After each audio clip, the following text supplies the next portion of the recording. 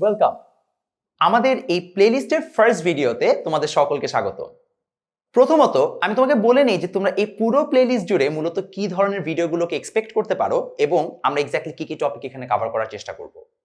মূলত আমরা সবাই জানি যে আইসিটি চ্যাপ্টারটা তোমরা যখন ইন্টারমিডিয়েটে ওঠো তখন তোমাদের কাছে এই পুরো সাবজেক্টটা কিন্তু একটু নতুন ভাবে আসে, তাই না?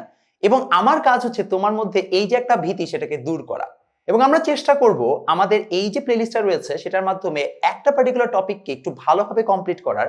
সেটা হচ্ছে চ্যাপ্টার 3, সংখ্যা পদ্ধতি এবং ডিজিটাল ইলেকট্রনিক্স। মূলত আমরা এখানে সংখ্যা পদ্ধতি নিয়ে ফার্স্ট অফ অল আলোচনাটা করব। আমাদের এই প্লেলিস্টে বা আমাদের এই যে অংশগুলো থাকবে ভিডিওতে, এই ভিডিওগুলোর মধ্যে আমাদের সংখ্যা পদ্ধতি এবং ডিজিটাল ইলেকট্রনিক্সের প্রথম যে অংশ সেটা হচ্ছে আমাদের সংখ্যা পদ্ধতি রিলেটেড যত ধরনের জিনিসপত্র রয়েছে, এবং এই সংখ্যা পদ্ধতির মধ্যে আমাদের মূলত থাকছে হচ্ছে আমাদের নাম্বার কনভার্সন বা আমাদের বিভিন্ন সংখ্যা পদ্ধতির মধ্যে রূপান্তর।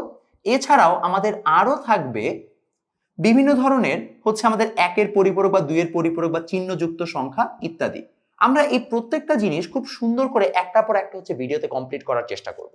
এবং আমাদের এই সংখ্যা পদ্ধতি এবং হচ্ছে ডিজিটাল ইলেকট্রনিক্সের পরবর্তী যে পার্টটুকু রয়েছে, অর্থাৎ আমাদের বুলিয়ান অ্যালজেব্রা বা অন্যান্য যে অংশ, সেটাও আমরা ইভেন্চুয়ালি পরবর্তীতে প্লেলিস্টগুলোর সাথে অ্যাড করতে থাকবো।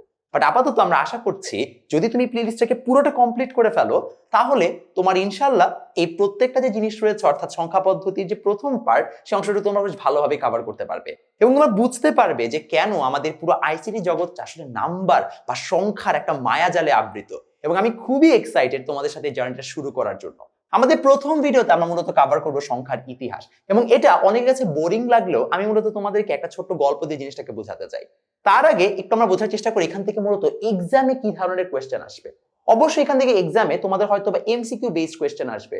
দ্যাট ইজ টু সে অমুক সংখ্যা পদ্ধতি কবে আবিষ্কার হয়েছিল, শূন্যকে আবিষ্কার করেছেন, বা এই সংখ্যা পদ্ধতিটির মূল হচ্ছে যে আমাদের আসছে কোথা থেকে, সংখ্যা পদ্ধতির চিহ্ন কি কি হবে। এই জিনিসগুলো হচ্ছে সংখ্যার ইতিহাস অংশে তোমরা বিভিন্ন বই থেকে দেখে নিতে পারো। আমি তোমাদের জানাতে চাই যে একটা মিনিমাম আইডিয়া যে আসলে সংখ্যার ইতিহাসটা আসলোই বা কিভাবে। তুমি যা চিন্তা করে দেখো, পুরনো সভ্যতায় যখন আমরা ছিলাম তখন কিন্তু আমরা খেয়াল করে দেখব যে এই পুরো মানব সভ্যতাটা কেন যেন দিন শেষে সব নদীর উপত্যকায় বা হচ্ছে যে নদী পাড়ে গড়ে উঠেছিল, তাই না? তুমি দেখবে সিন্ধু সভ্যতা বা অন্য সকল সভ্যতা সবই হচ্ছে দেখা যাচ্ছে নদীর পাড়ে গড়ে উঠেছে। আমার প্রশ্ন হচ্ছে কেন নদীর পাড়ে হচ্ছে আমাদের এই সভ্যতাগুলো গড়ে উঠলো, কেন হচ্ছে যে আমরা দিন শেষে নদীর পাড়ে হচ্ছে সকল ঘরবাড়ি বানানো শুরু করলাম। এটা কারণটা খুবই সিম্পল। মূলত আমাদের এই নদী থেকে আমরা দুটো জিনিস পেতাম, একটা হচ্ছে সেচ কাজের জন্য আমরা পানি খুব ইজিলি রিসিভ করতে পারতাম, সেকেন্ডলি নদী পথ দিয়ে আমরা খুব ইজিলি ট্রান্সপোর্ট বা হচ্ছে খুব ইজিলি আমরা যাতায়াত করতে পারতাম। এই দুটো কারণে পুরনো সময়ে মানুষজন কিন্তু সবাই হচ্ছে যে নদীর আশেপাশে তাদের সকল হচ্ছে জনবসতি গড়ে তুলেছিল।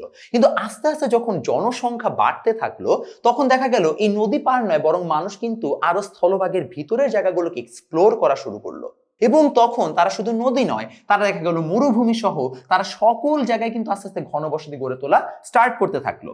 এবং তাদের প্রথম যে কাজটা ছিল সেটা হচ্ছে যে তারা যখন এই আশেপাশের জায়গাগুলোতে যাওয়া শুরু করলো তখন তারা কৃষি জমিতে মূলত হচ্ছে যে চাষবাস করত, এবং আরেকটি অংশ ছিল যারা হচ্ছে পেশায় হয়ে গেল শিকারী, অর্থাৎ তারা বিভিন্ন ধরনের পশু শিকার করত, এবং সেই পশু শিকার করার মাধ্যমে সেই পশুর মাংস ভক্ষণ করার মাধ্যমে বা সেই মাংস খাওয়ার মাধ্যমে মূলত হচ্ছে যে এই মানুষগুলোর জনজীবন চলছিল।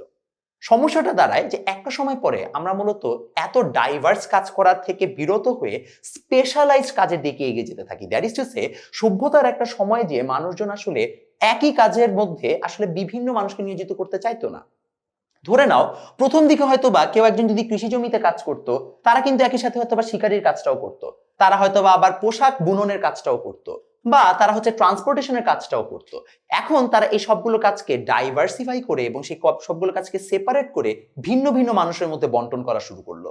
এবং যখন এই ভিন্ন ভিন্ন মানুষ ভিন্ন ভিন্ন কাজ করা শুরু করলো তখনই শুরু হলো মূলত স্পেশালাইজ বিভিন্ন ইকোনমিক্যাল কাজের সূচনা। এবং যখনই আমাদের স্পেশালাইজড ইকোনমিক কাজের সূচনা, তো যখন আমাদের এই বিভিন্ন হচ্ছে যে স্পেশাল ইকোনমিক কাজগুলোর সূচনা হলো এবং মানুষ বিভিন্ন প্রফেশনকে বেছে নেওয়া শুরু করলো, তখন তাদের মধ্যে দরকার হলো বিনিময় বা এক্সচেঞ্জের। অর্থাৎ আমরা একজন যদি শিকার করি, আরেকজন যদি কৃষি জমিতে চাষ করি, আরেকজন যদি পোশাক বুননের কাজ করি, তাহলে আমাদের সবার চাহিদা যেন সবাই হচ্ছে মেটাতে পারি, এজন্য আমাদের বিনিময় বা এক্সচেঞ্জ করার দরকার। বিনিময় বা এক্সচেঞ্জ থেকে শুরু হলো সবচেয়ে বড় সমস্যা, যে এখন আমাদের আসলে বিনিময় বা এক্সচেঞ্জের একটা মিডিয়াম দরকার। অর্থাৎ আমাদেরকে প্রত্যেকটা বস্তুকে ভ্যালোরাইজ করতে হবে বা প্রত্যেকটা বস্তুর এগেনস্টে একটা ভ্যালু আমাদেরকে দিতে হবে বা একটা মান দিতে হবে। তখনই আমাদের প্রথমত শুরু হলো হচ্ছে যে এই যে বিভিন্ন মুদ্রা বা টাকার প্রচলন, এবং সেখান থেকে শুরু হলো আচ্ছা তাহলে তো এখন আমাদের দরকার গণনা করা যে আসলে আমরা কিভাবে এই মেজারমেন্টটাকে করব, তাই না? সেখান থেকে আস্তে আস্তে এই বিনিময় প্রথা থেকে জন্ম লাভ করলো হচ্ছে যে একটি কমন সংখ্যা পদ্ধতির নেসেসিটি, এবং সেখান থেকে বিভিন্ন সভ্যতা বিভিন্ন সময় বিভিন্ন কিছুকে ধরে বা বিভিন্ন কিছুর রেফারেন্সে সংখ্যা পদ্ধতির সূচনাকে তারা হচ্ছে বাস্তবায়ন করা শুরু করলো। এবং আমরাই এখন সেই সংখ্যার ইতিহাসটা নিয়ে আলোচনা করছি যে আমাদের বিভিন্ন সভ্যতা, এটা একটা বোরিং পার্ট হিস্টোরি, এর জন্য ব্যাখ্যা করছেন এক্স্যাক্টলি কোন সভ্যতার পরে কোন সভ্যতা কি কি ধরনের ডিজিট আবিষ্কার করেছে।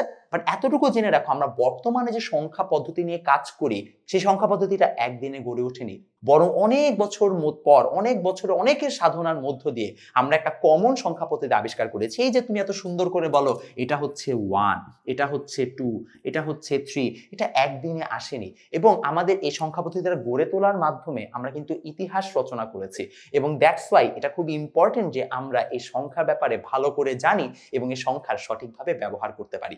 নেক্সট ভিডিওতে আমরা সংখ্যার ইতিহাসের এত বোরিং টপিক পড়বো না, আমরা হয়তোবা আরেকটা ইন্টারেস্টিং টপিক নিয়ে আলোচনা করব। ততক্ষণ পর্যন্ত সবাই ভালো থেকো, সুস্থ থেকো।